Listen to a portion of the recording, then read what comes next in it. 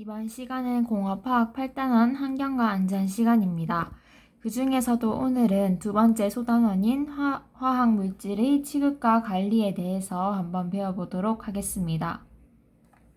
먼저 이번 시간 배울 내용을 시작하기에 앞서 이번 시간 학습 목표 두 가지를 먼저 확인하고 수업을 시작하도록 하겠습니다. 먼저 첫 번째 학습 목표는 화학 물질을 취급하고 관리하는 기본적인 절차를 설명할 수 있다. 두 번째 학습 목표는 안전사고 발생 방지 및 대처법에 대해서 설명할 수 있다입니다.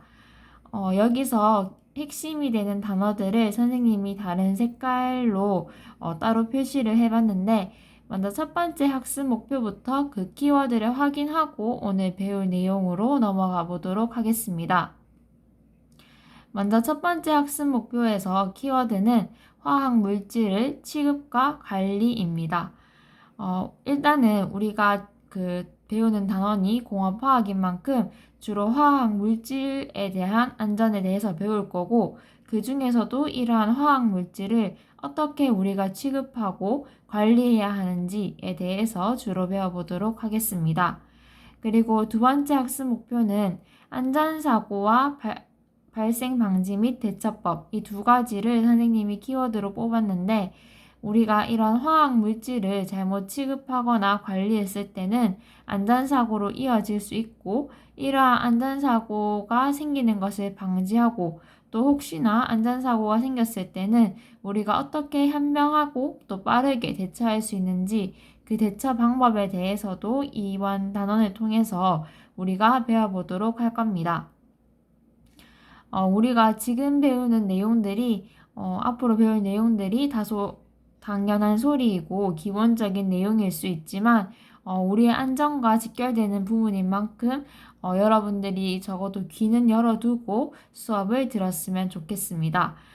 오늘 배우는 내용이 아까도 선생님이 이야기한 것처럼 굉장히 쉽고 어떻게 보면 도덕책 같은 그런 느낌일 수 있는데, 여러분들이 학교에서 실습할 때뿐만 아니라 졸업하고 사회에 나가서도 여러분들의 안전과 중요한 내용인 만큼 조금 앞으로도 그렇겠지만 선생님이 자주 강조할 예정이니까 잘 기억해 두면 좋을 것 같습니다. 먼저 화학 물질의 관리에 대해서 이번 시간에 주로 배워보도록 할 건데, 화학 물질의 관리에서 학교 안전사고 예방 및 보상에 관한 법률 시행령에 의해서 화학 물질은 엄격하게 관리되어야 합니다. 우리가 지금 1학년이기 때문에 실습실을 자주 사용하진 않지만 2학년이나 3학년이 되면 우리가 이제 따야 하는 자격증으로 환경기능사나 화학분석기능사 이러한 것들이 있는데, 이런 환경기능사나 화학분석기능사 자격증을 따기 위해서는 반드시 실기를 통과해야 하고, 이 실기를 연습하기 위해서는 우리가 실습실에서 앞으로 자주 실험을 하게 될 것 같아요. 그래서 이제 그런 실습실에서 안전하게 실험을 하기 위해서는 우리가 반드시 이러한 화학 물질을 어떻게 관리해야 하는지 아는 것이 필요하니까 그때를 생각해서 한번 들어주면 좋을 것 같습니다. 그리고 지금은 모집하지는 않지만 우리가 2, 3학년이 되면 그 화학 실습실 안전지킴이라고 해서 따로 이런 안전과 관련된 지킴이를 모집하도록 할 테니까 그때 생각해서 들어주면 좋을 것 같습니다. 이런 화학 물질과 관련해서 이제 각각의 시설들별로 어떻게 대처를 해야 하는지를 우리가 배우게 될 텐데, 가장 먼저 나오는 것이 건축물입니다. 화학약품을 사용하거나 인화성 물질을 사용하는 특별교실의 경우에는 바닥 표면을 내화학성을 지닌 제품을 사용하거나 불에 잘 타지 않는 난연 재료로 마감을 해야 합니다. 화학약품을 사용하거나 인화성 물질이라고 해서 이게 끌어당길 인인데, 불을 끌어당기는 그런 물질을 사용하는 교실의 경우에는 이런 화학약품에 대한 내성을 가진, 그러니까 내화학성을 지닌 제품으로 바닥 표면을 처리하거나, 아니면 인화성 물질 이런 것들에 대비해서 쉽게 불타지 않는 어려울 난자를 써서 난연 재료로 마감을 해야 합니다. 다음으로 환기시설을 살펴보도록 하겠습니다. 환기시설에 있어서는 환기용창 등을 수시로 개방하거나 기계 환기 설비로 수시로 가동해야 합니다. 우리가 저번에 지난 시간에 산의 종류할 때도 배웠는데 염산 같은 경우에는 우리가 그 냄새가 아주 자극적이라서 우리 코를 찌르는 듯한 그런 냄새가 나는데 이런 냄새를 우리가 계속 맡게 되면 당연히 우리 건강에도 안 좋고 이제 이게 쌓이면 또 치명적일 수 있겠죠. 그래서 이제 이러한 화학약품을 사용할 때는 반드시 자주 환기를 시켜야 하는데 그 환기를 시키는 방법으로 창을 수시로 연다거나 아니면은 환기 설비 등을 이용해서 수시로 이게 환기를 할 수 있도록 해야 합니다. 그 다음으로 실험 실습 시설 및 비품과 관련해서 한번 살펴보면 이제 취급을 할 때 주의해야 하는 그런 실험 기구나 전기기기, 약품 이러한 것들을 사용할 때는 반드시 취급주의 안전 표시를 봐야 합니다. 그리고 두 번째로 인화성 물질이라고 해서 아까 선생님이 이야기한 것처럼 불을 끌어당기는 성질이 있는 물질을 사용하는 실험실 같은 경우에는 반드시 환풍이 잘 되어야 하고 또 불이 나는 상황 등에 대비해서 소화기나 모래주머니를 비치해 두고 또 비상통로나 비상문 같은 것들을 사전에 확보하고 또 이러한 것들을 정기적으로 점검하도록 해야 합니다. 그 다음에 이제 약품을 보관하는 그런 설비에 있어서는 약품을 보관할 때에도 마찬가지로 이제 그 안에서 환기가 잘 일어나야지 냄새 같은 것들이 잘 빠져나갈 수 있으니까 환기 기능이 달린 구조이어야 하고 그리고 이러한 물질 같은 것들이 누출이 되었을 때는 그것을 쉽게 확인해서 우리가 대처할 수 있도록 물질의 누출 등을 확인하기 쉬운 구조이어야 합니다. 그리고 발화점이 낮은 물질이라고 해서 이제 발화점이라고 하는 것은 불이 시작되는 시작할 발자를 써서 불이 시작되는 그 지점 또는 온도를 우리가 발화점이라고 하는데 이 발화점이 낮게 되면 조금 더 낮은 온도에서도 쉽게 불이 일어난다는 뜻이고 그렇기 때문에 이렇게 발화점이 낮은 물질 같은 경우에는 우리가 취급을 할 때 주의를 해야 되는데 어떻게 주의를 하냐 하면 직사광선을 피하고 또 잠금 장치가 있어야 합니다.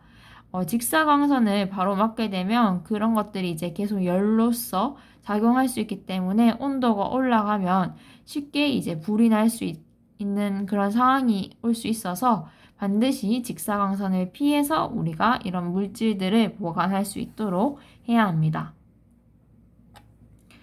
그 다음에 라벨의 색 표시라고 해서 우리가 사용하는 이런 화공약품 것들은 반드시 라벨을 붙여야 합니다. 그리고 실험 후 남은 시약이나 폐시약은 지정된 용기에 분리해서 버려야 합니다. 우리가 이제 실험실에 가면 다양한 약품들을 만지게 될 텐데 그 약품을 만지기 전에 선생님과 항상 먼저 그 라벨을 먼저 확인해서 그 라벨을 보고 이제 어떻게 우리가 주의를 해야 되는지 그런 것들을 반드시 확인하고 사용을 해야 하고 그리고 그렇게 이제 확인한 다음에 실험을 다 마치고 이제 실험을 마치고 남은 폐시약 같은 것들은 이제 지정된 용기에 버려야 합니다. 그런 폐시약을 바로 싱크대에 버리게 되면 그게 다 강으로 흘러 들어가게 되고 또 환경 오염이라던가 또 우리 몸에 그런 것들이 이어져선 치명적일 수 있기 때문에 반드시 싱크대에 버리는 것이 아니라 지정된 곳에 버려야 합니다. 이렇게 버려진 것은 폐기물 전문가에 의해서 따로 이제 보관해 따로 배출하기 때문에 그 점을 유의하면 좋을 것 같습니다. 그리고 실험실을 관리하는 데 있어서 중요한 것이 정리를 하는 것, 정돈을 하는 것, 그 다음에 청소하는 것, 청결을 유지하는 것, 그 다음에 질서를 지키는 것, 이런 것들이 있는데 하나씩 살펴보면 이제 정리를 한다는 거는 불필요한 것들은 처리하고 또 필요한 것과 불필요한 것을 구분해서 이제 나아가서는 작업 현장에는 반드시 필요한 것만 있도록 해야 한다는 거. 이고 그 다음에 정돈이라고 하는 거는 이제 필요한 것을 손쉽게 금방 꺼내 쓸 수 있도록 정리하는 것 것이라고 한다면 이제 청소라고 하는 거는 오염원이 없는 상태로 작업 현장을 가꾸는 것, 그 다음에 청결이라고 하는 것은 이제 이러한 정리, 정돈, 청소를 철저히 하는 것이고, 질서라고 하는 것은 이제 정해진 것을 정해진 대로 올바르게 시행할 수 있도록 습관화하는 것이다. 그래서 이제 정리나 정돈, 청소, 청결, 질서 이 5가지를 유지하는 것이 중요하다는 것 그냥 알고 넘어가면 될 것 같습니다. 그 다음으로 이제 특별 취급을 요하는 약품에서 이제 5가지가 나오는데, 이제 화재의 위험이 있는 약품 같은 경우에는 이제 쉽게 불이 날 수 있기 때문에 석유 속에 밀폐해서 보관을 하고, 또 마개를 이용해서 꼭꼭 봉해서 밀봉해서 밀봉하고, 또 그것을 이제 불이 날 수 있는 것에서 멀리 보관해야 합니다. 그 다음 2번째로 폭발의 위험이 있는 약품은 당연히 특별한 주의가 필요하겠고, 그 다음에 휘발성이 강한 약품 같은 경우에는 이제 이 휘발성이 강하다고 하는 것은 쉽게 날아갈 수 있다는 뜻이기 때문에 이제 이런 것들은 쉽게 날아가지 않도록, 공기 중에 날아가지 않도록 고무마개나 코르크마개나 유리마개 등을 사용해서 꼭 막아 두어야지 이제 쉽게 날아가지 않으니까 그렇게 보관을 해야 합니다.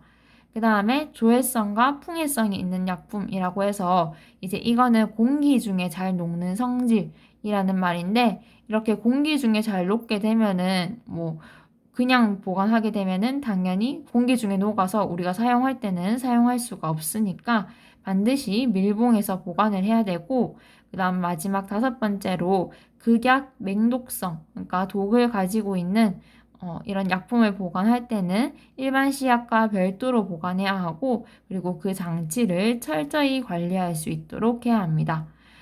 이번 시간에는 이렇게 화학약품을 관리하는 방법에 대해서 건축물은 어때야 하는지, 실험실은 어떻게 청결을 유지해야 하는지, 구체적으로는 어떻게 관리해야 되는지 이런 전반적인 내용들에 대해서 배웠는데, 이제 이런 것들을 여러분들이 충분히 익숙하게 하면 위험물 기능사 공부를 하는 데 있어서도 좋은 밑거름이 될 수 있기 때문에 학교 오기 전에 한 번 더 살펴보고 오면 좋을 것 같습니다. 오늘 수업은 여기서 마무리하도록 하고 수업을 듣는다고 모두 수고하였습니다. 이상으로 수업을 마치도록 하겠습니다.